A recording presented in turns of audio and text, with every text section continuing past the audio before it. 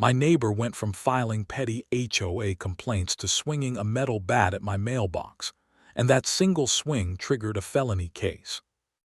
Outside, the motion sensor light flashed on, washing the front yard in cold white. That's when I saw her. Karen, my next-door neighbor, mid-swing with a metal baseball bat, beating my brand-new custom mailbox like it had personally wronged her. The thing had arrived only a week earlier, a sturdy cast iron box with our family name engraved across the front. I'd splurged a little. After all, a mailbox is the handshake of a home. But apparently to Karen, it was a declaration of war. She paused between swings, hair wild, robe flapping in the night wind, muttering about HOA violations and ugly eyesores lowering property values. Every thud twisted in my stomach. I grabbed my phone, hit record, and whispered to myself, "This time I've got proof." Because this wasn't our first rodeo. Karen had filed petty complaints for months. Grass too long, flag too faded, Christmas lights up for one day past regulation. But smashing government property, that was a whole new chapter. And trust me, this story only gets wilder. If you love watching HOA power trips implode, hit subscribe now. Because what happened next turned our quiet suburb into a legal circus. By morning, word had spread faster than gossip at a bake sale. Neighbors crept by with their coffee mugs, pretending not to stare at the mangled wreck of steel and paint lying by the curb. Karen strutted out with her dog as if nothing had happened. She smiled, a tiny, smug curve that said, "Go ahead, call the cops." Which I did. Deputy Morales showed up that afternoon, polite but skeptical. "You got video?" he asked. I handed over my phone. He watched, raised an eyebrow, and gave a low whistle. Well, that's not normal neighbor behavior. But when he ran her name, his expression tightened. "She's already on record for a property dispute last year. Nothing criminal, but looks like she's got a temper." That temper wasn't random. She'd been on the HOA board for 5 years, chair of the compliance committee, which basically meant self-appointed rule enforcer. The week before, the board had rejected her motion to fine me for painting my front door navy blue instead of approved colonial gray. I thought the meeting was over. Apparently, Karen thought the war was just beginning. 2 days later, I found tire marks carving across my side lawn like jagged slashes. My porch camera caught Karen's son gunning his truck across it at dawn. Coincidence? Maybe. But when I asked to speak to her about it, she laughed in my face. "Maybe next time you'll follow the rules," she sneered. That was the moment I realized we weren't dealing with pettiness anymore. We were dealing with escalation. I filed an incident report and replaced the mailbox again, this time bolted into a concrete slab. But I also upgraded my security. I installed new cameras tucked into the eaves, an AirTag hidden under the mailbox lid, and a small GPS tracker in the decorative post itself. Karen thought I was just being stubborn. I was setting the stage. The HOA president, Mr. Riley, called me that weekend. "Look, I know Karen can be passionate," he said cautiously, "but do we really need to make this a big legal thing? It'll look bad for the community." I gave him a dead serious stare through the screen of our Zoom call. "She smashed federal mail property with a bat. This isn't an HOA thing anymore. That's a felony." Riley sighed. "All right, but promise me you'll handle it calmly." Calmly, right. That night, under porchlight glare, Karen marched across the street again. She leaned close to my camera, like she knew exactly where it was, and whispered, "You'll regret crossing me." Her glare burned into the lens, but so did the timestamp, the footage, and the audio. I uploaded it all to a secured cloud folder labeled Mailboxgate Evidence. I didn't know it then, but that digital trail would become the backbone of a criminal case that would shake our HOA to its vinyl siding core. After the warning at my camera, Karen vanished into her house for nearly a week, long enough to make me think she'd finally calmed down. Then, one night, my new mailbox started pinging my phone with low-range GPS alerts. The AirTag I'd hidden inside was moving, slowly, deliberately, out of my yard. I bolted out the front door in my pajamas and slippers, phone in hand. The driveway was empty, but the map showed the signal drifting toward the cul-de-sac's edge. I called Deputy Morales before I even got my keys. "We might have Grand Theft Postal Service on our hands," I said, breathless. "Stay put," he ordered. "We'll trace the signal."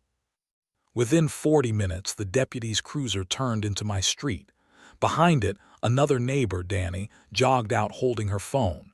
"You seeing this too?" she said. "My camera caught someone dragging your mailbox with a rope."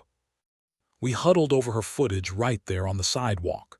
The grainy image showed a shadowy figure, medium height, heavy parka, but the gait gave it away. That brisk, angry march, pure Karen. The outline of the bat dangling at her side sealed it. When Morales saw the combined footage and tracking data, his professionalism tightened. "This isn't vandalism anymore," he said, almost gently. "This is criminal mischief and destruction of U.S. mail property." He asked for a full collection of my evidence, so I handed him everything: timestamps, video files, GPS logs, HOA complaint emails, an entire digital dossier worthy of a detective drama. He smiled slightly. "You've got more organized documentation than half the cases in my office." 15 HOA notices in 8 months will do that to a person, I replied. While Morales filed his report, I started expanding the operation. I spent a weekend reviewing the HOA bylaws, 53 pages of beige legalese that Karen often misquoted. Buried in Section 7, Paragraph 3, I found the words she probably hoped no one would read. No homeowner may willfully damage the property of another under pretext of covenant enforcement. It was the HOA's own boomerang clause. I printed it in bold and left a copy on Riley's desk. "If this goes to court," I said, "your board will either enforce its own rules or become Exhibit B." By Monday, a small posse had quietly aligned. Danny offered me her porch cam footage from different angles. My neighbor across the street, Ted, a retired surveyor, mapped the damage zone to show where property lines were violated. And through a friend at City Hall, I found Attorney Clark, soft-spoken, meticulous, and very amused by the absurdity of an HOA villain story unfolding like a courtroom thriller. "You don't realize how often this happens," Clark said during our first call. "People let power in small communities go to their heads, but you've got something rare: clean evidence and a digital chain of custody." He drafted a formal complaint and advised me to keep communication with Karen non-existent. "Let her dig her own hole," he said. "These personalities can't resist one last swing." And right on cue, she didn't. Late Wednesday morning, Karen posted a message on the neighborhood social page. "Some residents are under investigation for tampering with security equipment and spreading false accusations." The irony almost glowed. Within minutes, commenters piled on, half her usual loyalists, half skeptics now wondering if she'd gone too far. I didn't comment. I didn't need to. Danny shared a still frame of Karen hauling off the mailbox. The thread exploded. Even Riley, usually Switzerland in human form, finally chimed in. "Let's not jump to conclusions, but the board will review all video evidence this Friday." Friday, perfect timing. That night before the meeting, I staged my own little pre-trial rehearsal. I lined up every exhibit: aerial photos of the lawn, digital time logs, the AirTags route map, the vandalism report number, and the HOA bylaw screenshot. My dining table looked like an episode of CSI, Suburbia. But vengeance wasn't my goal, justice was. I wanted Karen to face real consequences so that people like her stop terrorizing their neighbors under the flag of community standards. As I looked over my compiled folder, I zoomed in on one freeze frame. Karen mid-swing, mouth open, bat blurred. It felt symbolic, the moment pride turns into downfall. Tomorrow she wouldn't be the one holding the bat. Tomorrow the law would swing back. Friday evening arrived warm and deceptively calm, the kind of golden hour quiet that usually precedes a spectacular storm. The HOA meeting convened in the community clubhouse, fluorescent lights flickering above folding tables and lukewarm coffee. Chairs scraped, people whispered, and at the center of it all sat Corinne in a crisp blazer, jaw tight, lips pressed into a defiant smile. She looked ready to deny everything. Riley gavelled the meeting to order. Next on the agenda, Dispute Case 14B, vandalism complaint involving residents Karen Mitchell and Daniel Ross. My phone camera blinked red as it recorded. State law permitted documentation of public HOA sessions, and I wanted every second immortalized. Corinne spoke first, voice velvet-coated venom.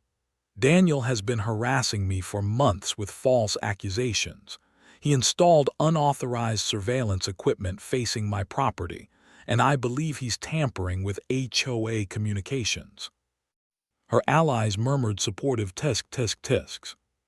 Then I stood, calm, deliberate, the way lawyer Clark had coached me. With all due respect, I'll respond with evidence, not opinions. I connected my laptop to the projector. Click up came the video. Corinne, caught in high definition, midnight robe flapping, bat arcing under the porch light. The room went utterly silent except for one horrified gasp from somewhere in the back. Riley's gavel dropped once, more for self-control than order. "Is that you, Corinne?" She stammered. It's doctored, that angle anyone could." I hit the next slide. GPS tracking from the AirTag, time synced with the deputy's log. Then the email she'd sent the previous week, subject line, blocking this mailbox eyesore one way or another. One last click brought up the HOA's own bylaw, Section 7, Paragraph 3, highlighted like poetic justice. The tension was so thick you could spread it on a cracker. Riley turned to her slowly. "Do you understand that destruction of postal equipment is not just an HOA violation, it's a federal offense?" That's when the room shifted. Corinne's smirk dissolved.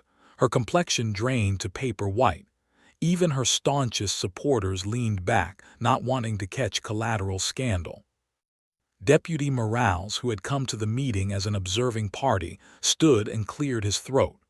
"For the record," he said, "the sheriff's department has reviewed this footage and confirmed probable cause for a felony vandalism charge involving federal mail property. Ms. Mitchell, you'll be contacted to appear in court." Gasps rippled again, less sympathetic this time. Someone whispered, "A felony for a mailbox."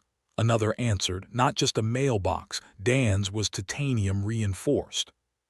For the first time in months, I allowed myself a quiet breath. Not triumph, closure. Corinne broke the silence with a brittle laugh that trembled on the edge of tears. "You people don't get it," she snapped.